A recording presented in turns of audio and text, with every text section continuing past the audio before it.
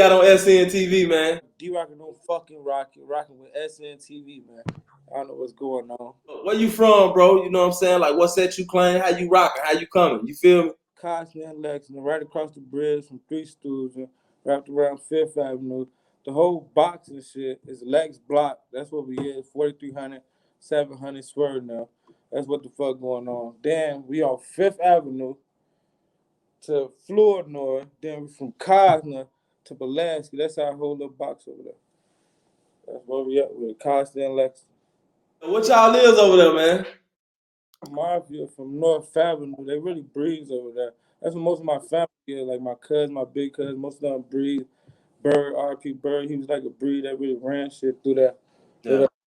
All that shit. They was breeze. And the other set down the street, that's Bad Pulaski, they Senecans and shit down there. We was always wanting shit. That's really what's going on. Y'all was getting it in like that, huh? Yeah, it was active live, like right across. Hell yeah. So you pretty much grew up in the city all your life? Hell yeah. I just really got out of there like what?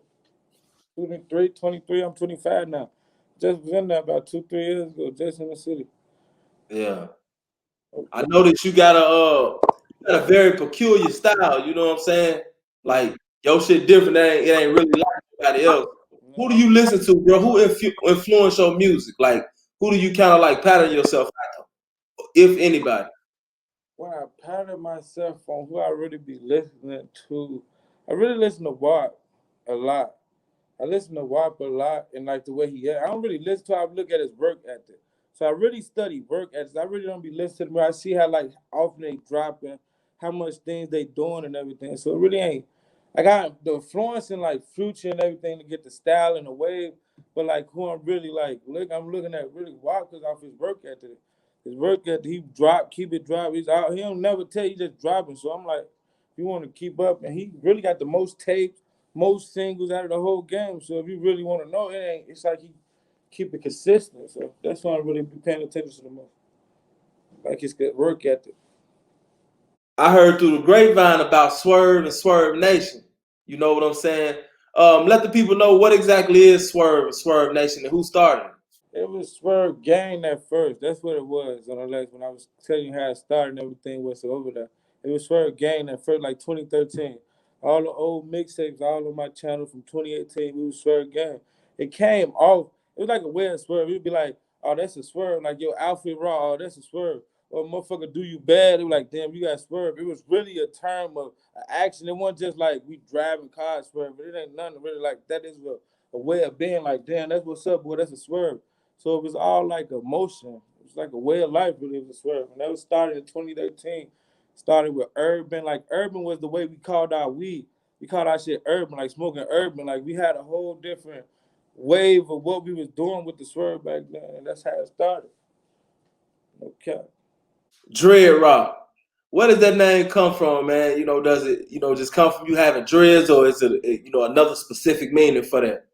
Just weird this time. It was always, it came from the dread, because on social media and things, I was J-Rock from Tag and shit like that. I was J-Rock. Motherfucker called me J-Rock and this and that. I grew the dread. But like the back end, I was young. They said when I was a baby, I was diagnosed with rock. So that's where the rock came from. It was like, you was born with cocaine, so you're going to call him J-Rock. So it was a real meaning. But I just really been saying this to hell, but it's really a real meaning behind the rock in there. That's the real meaning of it. Okay, it's a whole pattern to this shit, man. You know? What was it like growing up for you, man? Shit, we was really, see, my mama, she died, I was 11. So we moved from like, we started at L, like the Vision and Law, we over there. We lived on Central Chicago Avenue. I know we was on Pine and Haddon over there. We over through there. It's like we moved on Fullerton, Latrobe. So we was moving a lot. So but I always went to John Hay. That's the school I graduated. So everywhere we moved around that little box, the same area and shit, I always went to John Hay and shit. So my childhood was rough. I always was in some shit, ditching. Third grade, I missed 187 days and still passed that shit. So I was out here. I was going through some shit. I was taking care of my mama young and shit.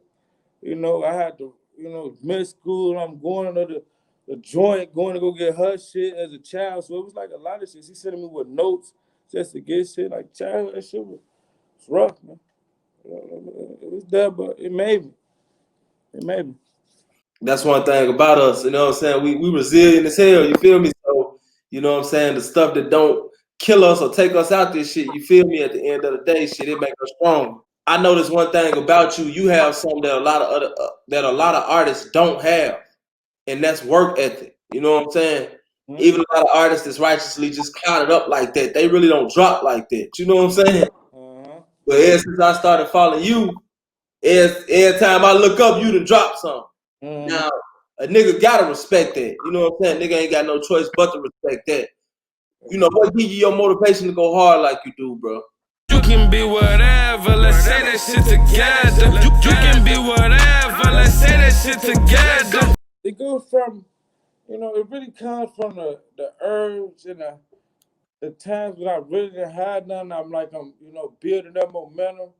And really what works me up is just, it's like I like to work. I like to do stuff. I like to work on stuff. So I be doing so much stuff at one time. So it's like with the music, I just said, let me just work on so much of that, like just focus all on that. So I be doing this, working on the project, laying breaks down, or doing some over here. But then once I really focused and got the work ethic from it, was just to really to build up, like put everything into the music. Like if I want to do something, just do another thing in the music, like drop a little snippet, just put more time, and then I just focus really into it. I will really get my work ethic. Like, cause I like to do stuff anyway. I'm a busybody. I like the next thing. What's next? What's next? What's next? So with the music, I'm like, shit, I just need to be what's next? What's next? What's next? Ahead of time. Like right now, I got like 5 to 3 videos in the chamber, just sitting in the back waiting already. I'm damn near finna shoot another one soon.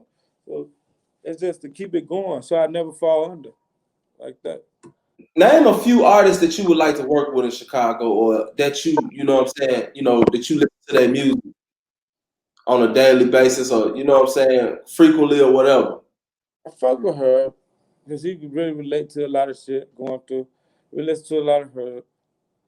Herb, I definitely listen to Polo G. Coming up as the new, he definitely been putting down, so I'll be listening to him time to time, catching the wave. Shit. Really Chief from time to time, whatever, he active. Dirk now, Von, I scan past them and hear them from time to time. So I be tapping in with really everybody that's really working. Like, we working from the city, I tap in and look. I ain't gonna, scroll past the shit, motherfucker working. I'm on that bitch. So I be checking in and tapping in on the shit. What's some adversity that you've had just dealing with the whole, you know what I'm saying, the rap game in general, as far as, just getting out there, building with people, behind the behind the scenes stuff and the in front of the camera stuff, so to speak. You know what I'm saying?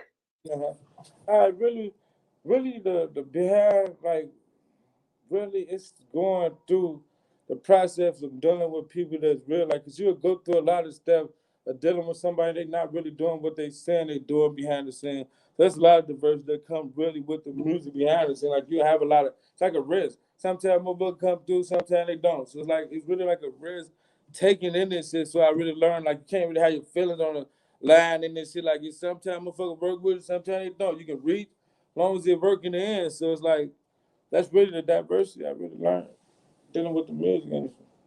It's like saying who's real, who really there for you to be genuine, like really fucking with you. I noticed you said that, you know what I'm saying, at one point you was in the streets heavy. I don't know if you still is, man. Could you talk about some of that, some stuff you know what I'm saying, you've seen in the streets?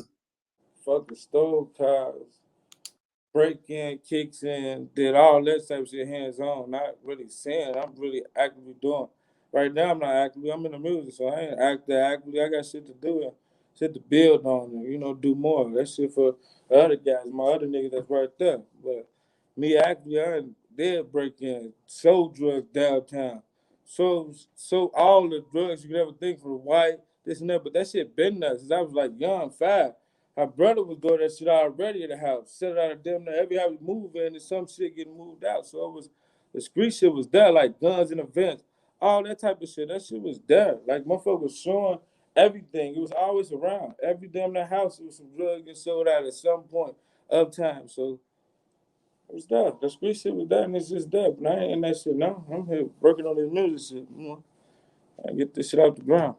when it comes to the city and all the shorties and shit being killed, man, and everything going on, man? What's your outlook on that? Really just said, really, if we have to really blame really first ourselves, but let it get outrageous from like us not really standing on it for the next generation, because the 20s, 30, 29. So somebody got to take accountable for why it's fucked up before we start thinking about what it is. So we have to blame ourselves first off. So then we start looking for more ways to lead.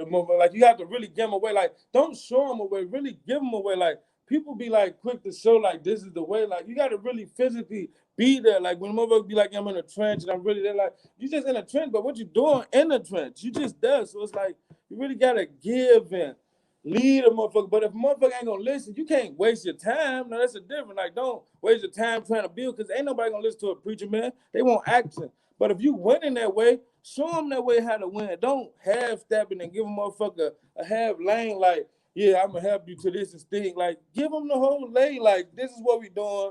You can do this. Like, even if it's not even about music or helping, like, if it's a job or whatever the fuck it is, you can still be like, this is exactly what it is. Sit your ass down and put a motherfucker in a position, not just tell them, like, yeah, you need to go get a job. Yeah, you need to go do this. You need to do better for yourself. It's just too much talking, really. That's basically what it is. It's more doing we need, like hands-on, like really hands-on. Touch as many as we can. And if the ones that don't want to listen, that's what it is. How do you feel about this whole pandemic situation, man, and everything that's going on right now? Fucking pandemic. It's it's a bad thing. A good. It's like it's just both. It just showed us that we ain't really got control over what's in front of us. We all live in this something that they controlling it around us. We just in this shit. Basically, that's what the pandemic summed up. It was bad. A lot of people died. People ain't got jobs, you got the money. It was real bad. But it's like it shows how much we in control. Like they can just be like, go in the house, go over there. Y'all ain't got to go there. You think you get that? Even the celebrities, the people that's still in the house, because the people that's telling you go to the house, where is they going? Like that's how I really feel about that. When it comes to 2020, man, how you feel about it, man? I ain't gonna lie. Like it was like when I just broke it. It's cool. It's bad, good. Got the good. The finance perfect. Money covered everywhere. Everybody got money. Hell yeah. But this year I'm gonna break this down. This pandemic, it took 2 cousins from me. It's the first time my family ever lost a member. Nobody never killed none of us. We ain't been in wars, but we ain't losing none. We just now in 2020. We been already in this shit, but just now lost 2 family members. His friends died and other motherfuckers died, but motherfuckers just now touching our family. But that pandemic, it slowed down the time. The police ain't out. Nobody out. Nobody seen shit. I lost 2 of them in 10 days apart. One died here, and 10 days later, another died. Like, that shit was crazy. So that pandemic, it's fucked that pandemic. What do you think, in your opinion, man, that we can do as a people, man, to try to combat some of this shit that's going on with our people, man? Because as you know, bro, we here one day, tomorrow we can be gone, man. And, definitely not a natural cause. The police got a lot of shit going on out here, man. This is what it is. First off, the police is already unified, so that's a unit. So we need to first off get a goddamn unit of our own people unit. Secondly, we need our own constitution and laws. We don't need to be going to court with the same laws that they've been had. We need our own law. We need to be like, this is our book. Put that bitch right next to it. Like, this y'all shit that y'all read out. We just put this right next to it. How y'all gonna tell us we can't? This is our way of living. We gonna put this for our people. These are our laws. We got our 2 parties. Make our own party, same way. Like, it's like a whole, just like the Indian Reserve. If you notice, like in Indian Reserve, they land ain't touched. They still ain't got internet over there. They ain't getting touched over there. Right now to this day, the Indian Reserve. So us as black people, we could have just came in like, yeah, this our land. We gonna run our own shit. None of y'all coming in our shit. This is our shit. Just like they did have. We had all that, but we still was combined with them. We still was living under their law all day. They was still structuring. That's why they was able to destroy it so easy. Because they like, shit, we built this shit, told y'all the way to do it and have doctors and shit, so it was still their way. That's why they got bombs. But it's just really, we need our whole format. We need everything they got just to line up down the middle. Like this, on school, like we getting paid out the schools for being there. Everything, like just straight to us. Because if it's like the government paying you or the government getting paid, shit, we need to be the ones in the government getting motherfucking paid. Like, yeah, we just sitting on down. Just running everything. That's the only way it'll ever really change, low key. We had to change mostly everything then. That's all. Let the people know what projects you got coming up, and also let the people know where they can go to find you. I got a single dropping November 12th. I just dropped a single October 28th that just came out. October 28th, You Can Be Whatever. Started from the back, November 12th. I'm dropping Rocket Power 2. It's going to be a project, probably like 13, 12 track. Rocket Power 2, December 4th. So that's a whole layout of what I'm doing this year on the music side. Videos, they're going to just come as fair. Where you can follow me at, you can find my personal Facebook at James Samuel Jr. That's where you can find me at on Facebook. Instagram, DreadRock, SGE_. That's the real page, the _ at the end. And my fan page, DreadRock, that's on Facebook if you just want to follow that. YouTube, you can follow DreadRock. That's where you find all my music at. And Swerve Nation is my website. You can look up and find all the information about the company and my label and everything. That's where you can find all that up on the website. Yeah, man. Y'all make sure y'all go fuck with the boy DreadRock, man. Real dude, you know what I'm saying? He out here doing it the right way on some positive shit, dropping his music. Make sure y'all go fuck with him on all his sites, man. Shout out to SNTV rocking with the real DreadRock no fucking rocket, man. Shout out to SNTV. DreadRock, SNTV, man. We got this motherfucker.